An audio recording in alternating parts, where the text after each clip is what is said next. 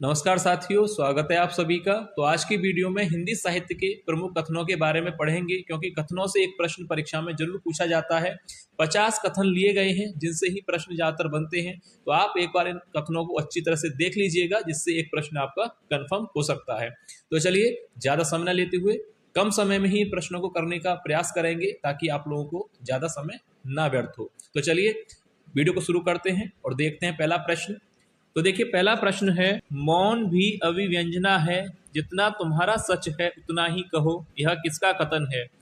Option A doctor Sampurnanand, B Agyeya, C Namvar Singh या D Jaishankar Prasad. तो यह कथन किसने कहा था? तो राइट आंसर हो जाएगा ऑप्शन बी, अज्ञे जी का यह कथन है। मौन भी अभिव्यंजना है, जितना तुम्हारा सच है उतना ही कहो, यह कथन कहा था अज्ञे जी ने। नेक्स्ट क्वेश्चन देखते हैं। अंतःकरण की वृत्तियों के चित्र का नाम कविता है, यह किसका कथन है? ए डॉक्टर नगेंद्र, बी महावीर प्रसाद द्विवेदी, सी जयशंकर प्रसाद या डी हजारी प्रसाद द्विवेदी। अंतःकरण की वृत्तियों के चित्र का नाम कविता है, यह कथन है महावीर प्रसाद द्विवेदी जी का। ऑप्शन बी यहाँ पर राइट आंसर हो जाएगा। याद रखिए, किसने कहा था यह कथन? महावीर प्रसाद द्विवेदी जी ने।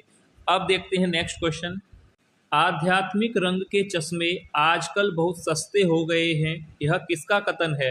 Namvar Singh, B doctor Jainendra, C Muktibodh या डी रामचंद्र शुक्ल। आध्यात्मिक रंग के चश्मे आजकल बहुत सस्ते हो गए हैं, यह कथन कहा था आचार्य शुक्ल जी ने, यानी ऑप्शन डी राइट आंसर हो जाएगा, आचार्य रामचंद्र शुक्ल जी ने। काफी शानदार प्रश्न है परीक्षा के लिए। आध्यात्मिक रंग के चश्मे आजकल बहुत सस्ते हो गए हैं, यह कहने वाले लेखक हैं रामचंद्र शुक्ल। नेक्स्ट क्वेश्चन देखते हैं। तार सप्तक के कवियों को राहों का अन्वेषी किसने कहा है? एक और शानदार महत्वपूर्ण प्रश्न है कि तार सप्तक के कवियों को राहों का अन्वेषी किसने कहा है? नामवर सिंह, डॉक्टर नगेंद्र कुमार, बालकृष्ण भट्ट या ऑप्शन डी अज्ञे। तो देखिए, तार सप्तक के कवियों को राहों का अन्वेषी किसने कहा था? ऑप्शन डी राइट हो जाएगा, अज्ञे जी ने। यहाँ पर ऑप्शन डी राइट आंसर होगा और परीक्षा के लिए काफी महत्वपूर्ण प्रश्न है। याद रखिएगा, राहों का अन्वेषी तार सप्तक के कवियों को किसने कहा था? अज्ञे जी ने। नेक्स्ट क्वेश्चन देखते हैं। 1873 में हिंदी नई चाल में ढली, यह किसका कथन है? ए मैथिली शरण गुप्त, बी महावीर प्रसाद द्विवेदी, सी भारतेंदु हरिश्चंद्र या डी हजारी प्रसाद द्विवेदी। एक और शानदार महत्वपूर्ण कथन, 1873 में हिंदी नई चाल में ढली, यह कहा था भारतेंदु हरिश्चंद्र जी ने। ऑप्शन सी राइट आंसर हो जाएगा। याद रखिए, प्रश्न पूछा जा सकता है परीक्षा में कि 1873 में हिंदी नई चाल में ढली, यह किसका कथन है? भारतेंदु हरिश्चंद्र जी का। नेक्स्ट क्वेश्चन देखते हैं। कबीर की अपेक्षा खुसरो का ध्यान बोलचाल की भाषा की ओर अधिक था, यह किसका कथन है? Option A doctor Nagendra, B Jainendra, C Muktibodh या डी रामचंद्र शुक्ल। तो देखिए, एक और शानदार कथन आपसे पूछा गया है कि कबीर की अपेक्षा खुसरो का ध्यान बोलचाल की भाषा की ओर अधिक था, यह कथन कहा है शुक्ल जी ने। ऑप्शन डी राइट आंसर हो जाएगा, आचार्य रामचंद्र शुक्ल का यह कथन है।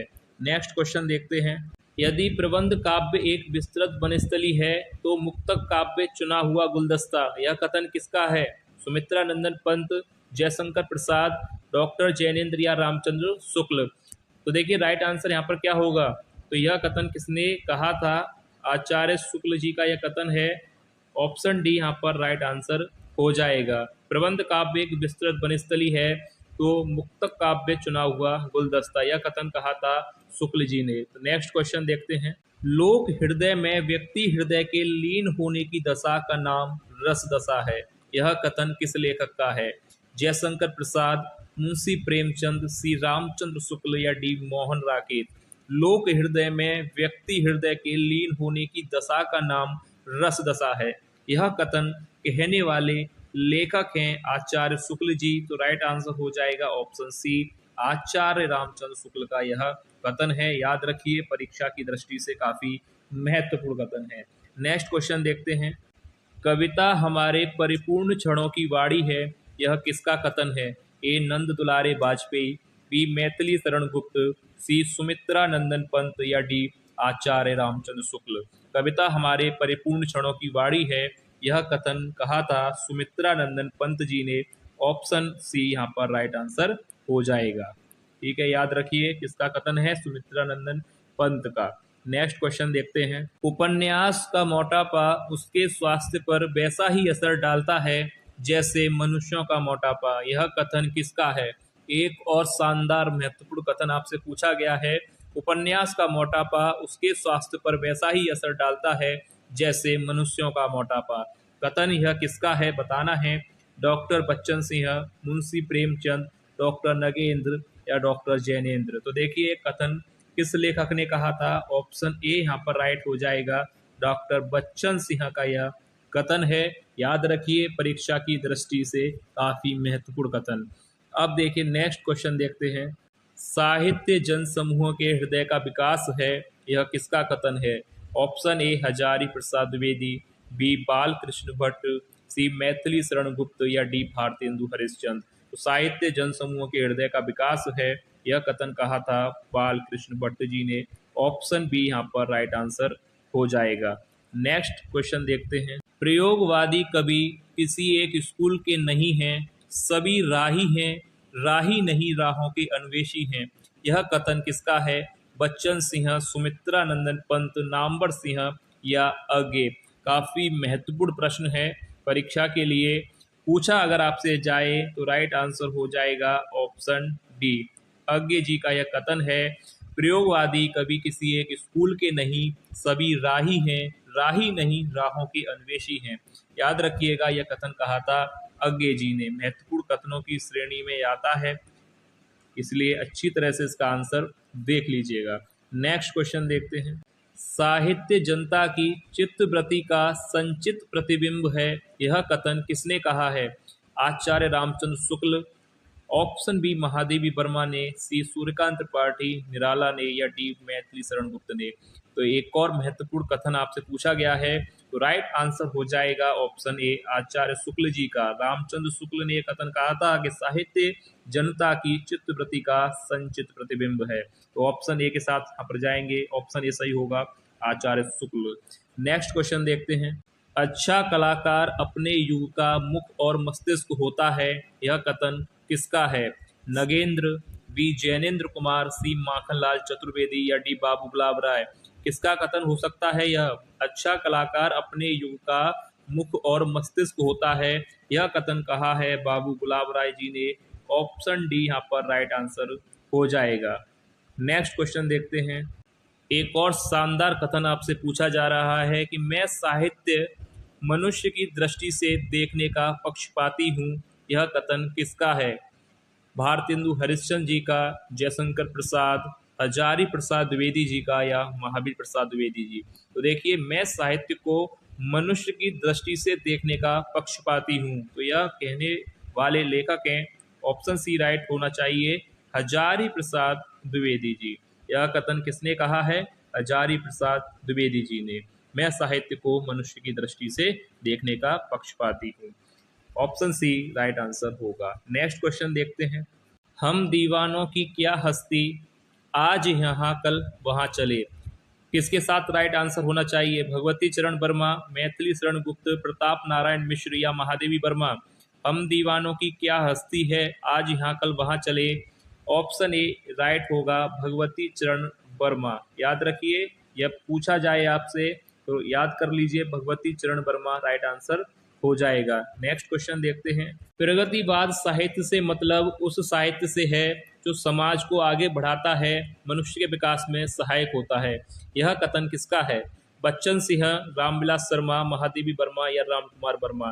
तो देखिए राइट आंसर क्या हो जाएगा, तो राइट आंसर होगा ऑप्शन बी यहाँ पर राइट हो जाएगा, रामविलास शर्मा का यह कथन है कि प्रगतिवाद साहित्य से मतलब उस साहित्य से है जो समाज को आगे बढ़ाता है, मनुष्य के विकास में सहायक होता है, यह कथन है रामविलास शर्मा जी का। नेक्स्ट क्वेश्चन देखते हैं। अबला जीवन हाय तुम्हारी यही कहानी, आंचल में है दूध और आंखों में पानी।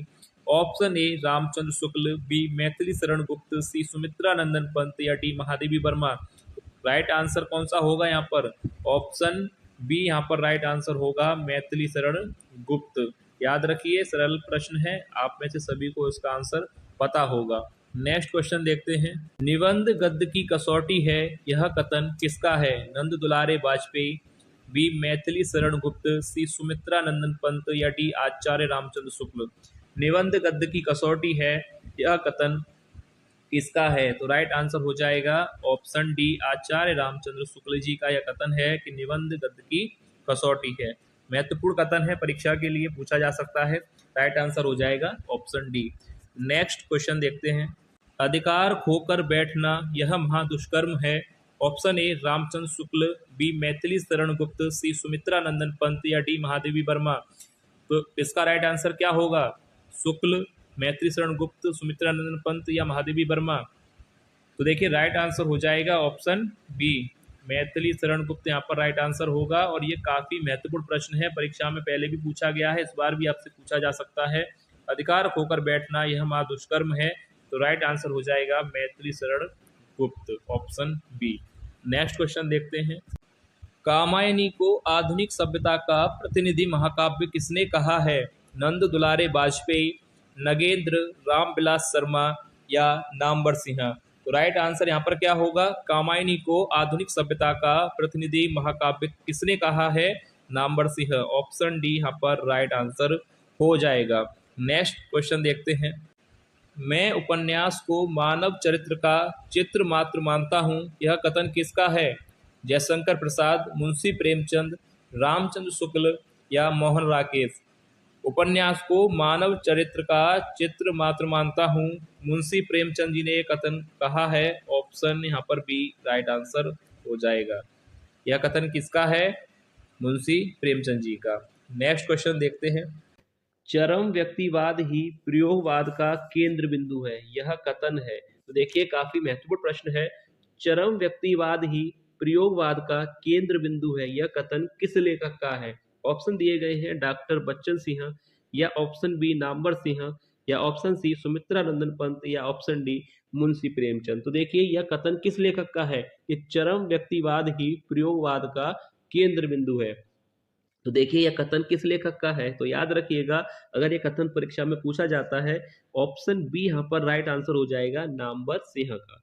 चरम व्यक्तिवाद ही प्रयोगवाद का केंद्र बिंदु है, तो यह कथन किस लेखक ने कहा है? नामवर सिंह। तो यहाँ पर ऑप्शन बी बिल्कुल सही। प्रयोगवाद बैठे ठाले का धंधा है, यह कथन है। देखिए प्रयोगवाद को बैठे ठाले का धंधा किसने कहा था? यह प्रश्न में पहले आपको करा चुका हूं, फिर भी यहाँ पर रिपीट हो रहा है, एक बार देख लीजिएगा। प्रयोगवाद बैठे ठाले का धंधा है, यह कथन किसका है? डॉक्टर नगेंद्र, मुक्तिबोध, नंद दुलारे वाजपेयी या हजारी प्रसाद द्विवेदी। तो देखिए प्रयोगवाद के बारे में भी ये कथन है कि प्रयोगवाद बैठे ढाले का धंधा है, यह कथन किसने कहा था? यह भी कथन नंद दुलारे वाजपेयी जी ने कहा था, यानी ऑप्शन सी यहाँ पर राइट आंसर होगा। अब इसके बाद अगला यहाँ पर कथन देखिए आपसे पूछा गया है, कामायनी के बारे में है। कामायनी एक रूपक है, किसका कथन है? यह कथन किसका है? कामायनी एक रूपक है, मुंशी प्रेमचंद का है, रघुवीर सहाय जी का है, डॉक्टर नगेंद्र या डॉक्टर जैनेन्द्र। तो देखिए किसने कहा है? कामायनी से जुड़ा हुआ कथन है कि कामायनी एक रूपक है, यह कथन किसका है? तो यह कथन हो जाएगा डॉक्टर नगेंद्र का। याद रखिएगा, डॉक्टर जैनेन्द्र का नहीं होगा। डॉक्टर नगेंद्र ने कहा था कि कामायनी एक रूपक है, इसका किसका कथन है? ये डॉक्टर नगेंद्र जी का। अब इसके बाद देखिए अगला कथन जो आपसे पूछा गया है, प्रयोगवाद ज्ञात से अज्ञात की ओर बढ़ने की बौद्धिक जागरूकता है, किस लेखक का कथन है? देखिए ये भी शानदार कथन आपसे पूछा गया है। प्रयोगवाद ज्ञात से अज्ञात की ओर बढ़ने की बौद्धिक जागरूकता है, इस लेखक ने कहा था? अज्ञे ने, लक्ष्मीकांत वर्मा जी ने, रामविलास शर्मा ने या राम कुमार वर्मा ने। तो देखिए किसने कहा था कि प्रयोगवाद ज्ञात से अज्ञात की ओर बढ़ने की बौद्धिक जागरूकता है? तो किस लेखक का कथन है यह? लक्ष्मीकांत वर्मा जी का, यानी ऑप्शन बी यहाँ पर राइट आंसर होगा। अब इसके बाद देखिए नेक्स्ट क्वेश्चन जो आपसे पूछा गया है, कामायनी विश्व साहित्य का 8वां महाकाव्य है, किसका कथन है? देखिए कितना शानदार कथन आपसे पूछा गया है। कामायनी विश्व साहित्य का 8वां महाकाव्य है, किसका कथन है? महादेवी वर्मा जी ने कहा है, जयशंकर प्रसाद ने, डॉक्टर नगेंद्र ने या श्याम नारायण ने। कामायनी विश्व साहित्य का 8वां महाकाव्य है, यह कथन किसका है? श्याम नारायण जी का, यानी ऑप्शन डी यहाँ पर राइट आंसर हो जाएगा। याद रखिएगा, कामायनी विश्व साहित्य का 8वां महाकाव्य है। यह कथन किसने कहा था? श्याम नारायण जी ने। अब इसके बाद देखिए नेक्स्ट क्वेश्चन, देखिए अब अपभ्रंश को कोई पुरानी हिंदी नहीं कहता, किस लेखक का विचार है? अब अपभ्रंश को कोई पुरानी हिंदी नहीं कहता, किस लेखक का विचार है? किसने कहा था कि अब अपभ्रंश को कोई पुरानी हिंदी नहीं कहता है? ऑप्शन दिए गए हैं, नामवर सिंह ने कहा था, सुमित्रा नंदन पंत का विचार है, या बच्चन सिंह का, या गुलाब राय का। तो राइट आंसर क्या होगा? किसका विचार है यह, किसका कथन है? तो राइट आंसर हो जाएगा गुलाब राय जी। यहाँ पर राइट आंसर हो जाएगा ऑप्शन सी होगा। याद रखिएगा बच्चन सिंह, ऑप्शन डी गलत है, गुलाब राय यहाँ पर राइट आंसर नहीं है। मुक्त करो नारी को मानव, चिर वंदनी नारी को, किसका कथन है? Option A Ramchandra Shukla, B Maithili Sharan Gupt, C Sumitranandan Pant, या डी महादेवी वर्मा। तो इस प्रश्न का राइट आंसर क्या होगा? मुक्त करो नारी को मानव, चिर वंदनी नारी को। तो राइट आंसर हो जाएगा option C Sumitranandan Pant, यहाँ पर राइट आंसर होगा। प्रश्न को सही कर लीजिएगा, मुक्त करो है यहाँ पर, आपको पता होगा, मुक्त करो नारी को मानव, चिर वंदनी नारी को, सुमित्रा नंदन पंत का यह कथन है। नेक्स्ट क्वेश्चन देखते हैं। छायावाद काव्य न रहकर केवल अलंकृत संगीत बन गया है, किसका कथन है? रामचंद्र शुक्ल का, मैथिली शरण गुप्त, महादेवी वर्मा, या सुमित्रा नंदन पंत। तो देखिए राइट आंसर हो जाएगा ऑप्शन डी सुमित्रा नंदन पंत का यह कथन है कि छायावाद काव्य न रहकर केवल अलंकृत संगीत बन गया है। तो यह कथन किसका है? सुमित्रा नंदन पंत। यहाँ पर ऑप्शन डी राइट आंसर होगा। नेक्स्ट क्वेश्चन देखते हैं। मनुष्यों की मुक्ति की तरह कविता की भी मुक्ति होनी चाहिए, यह कथन किसका है? Option A Acharya Ramchandra Shukla, option B Jaishankar Prasad, या सी सुमित्रा नंदन पंत, या डी सूर्यकांत त्रिपाठी निराला। तो यह कथन काफी महत्वपूर्ण है, परीक्षा की दृष्टि से परीक्षा में आपसे पूछा जा सकता है। तो इस कथन का राइट आंसर क्या होगा? ऑप्शन डी यहाँ पर राइट होगा, सूर्यकांत त्रिपाठी निराला जी का यह कथन है कि मनुष्यों की मुक्ति की तरह कविता की भी मुक्ति होनी चाहिए। कथन है निराला जी का, याद रखिएगा। काफ़ी महत्वपूर्ण कथन लिए गए हैं जो आपसे परीक्षा में पूछे जा सकते हैं। फिर भी अगर किसी भी कथन पर अगर आपको कोई भी डाउट है तो आप लोग कमेंट करके जरूर पूछिएगा। तो चलिए मिलेंगे नेक्स्ट क्लास में और महत्वपूर्ण प्रश्नों के साथ। तब तक के लिए धन्यवाद।